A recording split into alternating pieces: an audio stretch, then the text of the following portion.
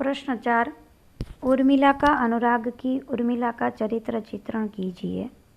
जवाब 4। प्रस्तावना। उर्मिला का अनुराग काव्य मैथिली शरण गुप्त के श्रेष्ठ प्रबंध काव्य सांकेत के प्रथम सत्र से लिया गया है। गुप्त जी ने उर्मिला के चरित्र को न्याय देने के लिए अपने गुरु महावीर प्रसाद द्विवेदी के आदेश को मानकर साकेत प्रबंध काव्य की रचना की थी, जिसमें उर्मिला का चरित्र केंद्र में है।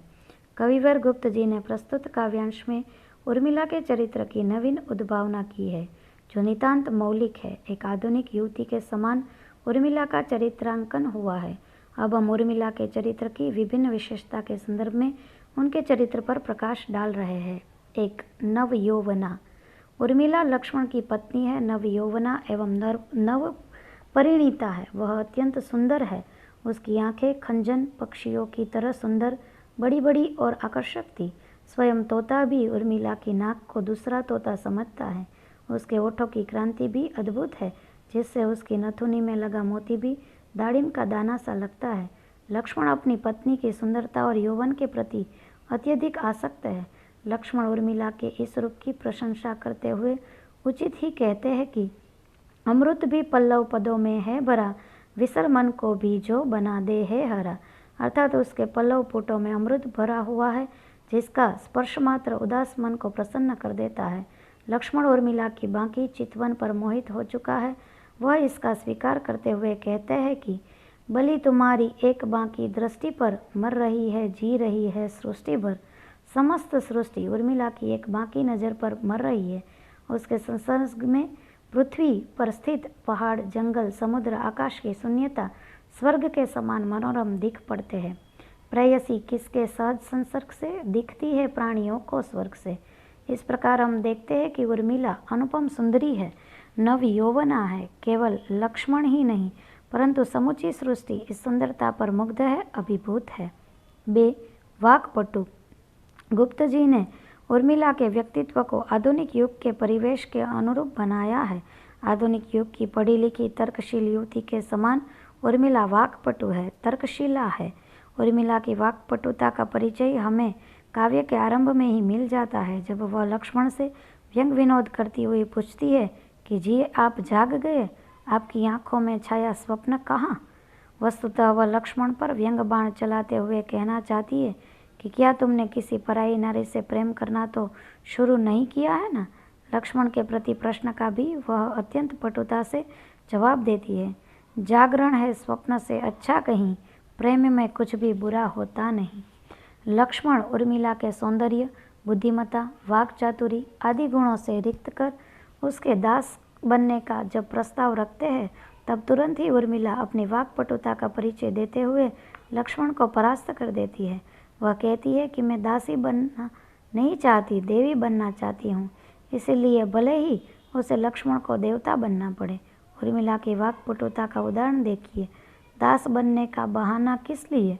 क्या मुझे दासी कहना इसलिए? देव होकर तुम सदा मेरे रहो और देवी ही मुझे रखो।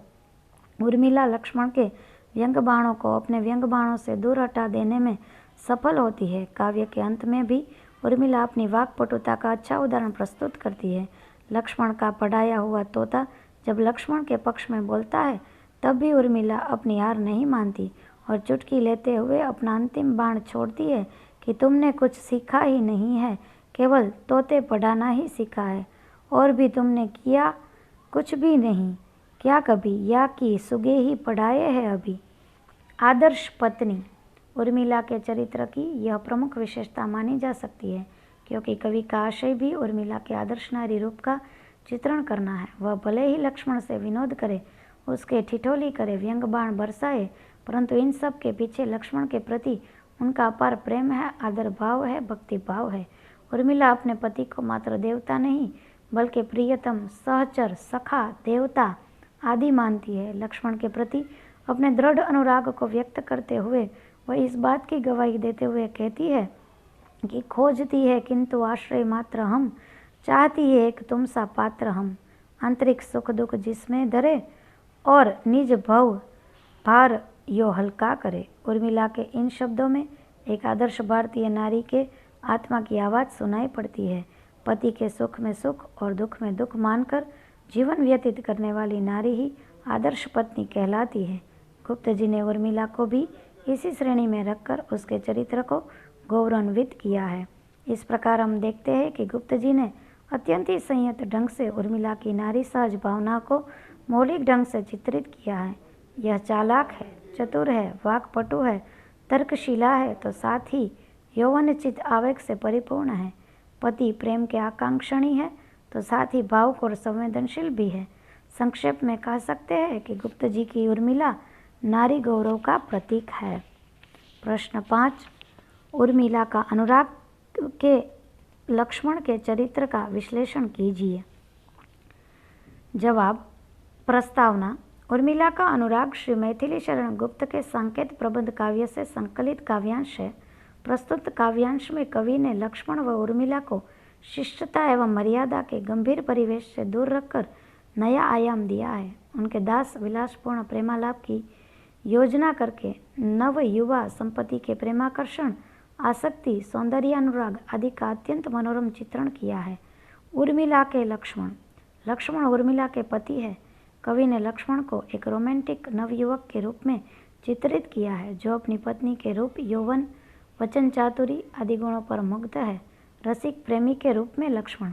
प्रस्तुत काव्यांश में लक्ष्मण के परंपरित, संयमित, गंभीर व्यक्तित्व से अलग एक रसिक प्रेमी युवक, जो भ्रमर के समान उर्मिला के सौंदर्य का रसपान करने के लिए मंडरा रहा है, इस रूप में किया गया है। पद्मिनी के पास मत मराल से हो गए आकर खड़े स्थिर चाल से। चालाक एवं वाक्पटु। लक्ष्मण भी उर्मिला के समान ही चालाक एवं वाक्पटु है। उर्मिला के प्रत्येक व्यंग बाणों को वे बड़ी ही चालाकी से अपनी वाक्पटुता से विह्वल कर देते हैं, उसे निरंतर कर देते हैं। उर्मिला जब व्यंग विनोद करती हुई कहती है कि रात में स्वप्न में तुम किससे आंखें मिला रहे थे, स्वप्न निधि से नयन कब से लग गए, तब लक्ष्मण तुरंत ही प्रत्युत्तर देते हैं कि मोहिनी ने मंत्र पढ़ जब से छुआ, और उर्मिला को प्रति प्रश्न पूछकर अपनी वाक्पटुता का परिचय देते हैं। प्रणय सेवी लक्ष्मण। लक्ष्मण सच्चे प्रणय सेवी है। प्रातः काल में वे उर्मिला के साथ रसभरी बातें करके अपने प्रणयाकांक्षा का परिचय देते हैं। वे उर्मिला को प्रणय की देवी कहकर उसके दास बनने के लिए भी तत्पर दिखाई देते हैं और उससे प्रणय का वरदान चाहते हैं। वरदान भी दोगी मुझे, मानुनी कुछ मान भी दोगी मुझे। परंतु उर्मिला उससे सहमत नहीं है, क्योंकि लक्ष्मण अगर दास बनेंगे तो उर्मिला को दासी बनना पड़ेगा। इसीलिए वे लक्ष्मण को देवता बनाना चाहती है। उस समय लक्ष्मण एक सच्चे प्रणयाकांक्षी या प्रणय सेवी के समान उत्तर देते हुए कहते हैं कि यही सही, तुम रहो मेरी हृदय देवी सदा, मैं तुम्हारा ही प्रणय सेवी सदा। लक्ष्मण उर्मिला के सदैव प्रेम का वरदान चाहते हैं। रसिक शिरोमणि। गुप्त जी ने लक्ष्मण को एक रसिक नवयुवक के रूप में प्रस्तुत किया है। वह अपनी पत्नी के प्रति अत्यधिक आकर्षण अनुभव करते हैं। वे अपनी कामना को अत्यंत रसिक शब्दों में उर्मिला के आगे प्रकट करते हैं। किंतु मेरी कामना छोटी बड़ी है, तुम्हारे पाद पद्मों में पड़ी। उर्मिला लक्ष्मण की काम भावना को समझ जाती है और अत्यंत खूबीपूर्वक अपनी सहमति भी दे देती है। वह सिर्फ रसिक ही नहीं बल्कि भावुक भी है। वे उर्मिला की भावनाओं को अच्छी तरह समझते हैं, इसलिए वे उर्मिला के गुणों की खुले शब्दों में प्रशंसा करते हुए उसकी तुलना चारु चिंतामणि और कल्पवली से करते हैं। उसे दिव्य फल बांटने वाली कहते हैं। चारु चिंतामणि कला से हेडकर कल्पवली सी तुम ही चलती हुई, बांटती हो दिव्य फल फलती हुई। लक्ष्मण केवल रसिक नहीं, रसिक शिरोमणि हैं। उनके प्रत्येक शब्द श्रृंगार रस से भरपूर है। वे इतने रसिक है कि उसने उर्मिला को श्रृंगार रस की धारा में बहाने के उपाय भी खोज लिए हैं। उन्होंने तोते को सिखा रखा है कि मुझे जनकपुर के राजमहल की कुंजों में विचरण करने वाली एक सुंदर सुकुमार सारिका चाहिए, ऐसा वह बोला करे।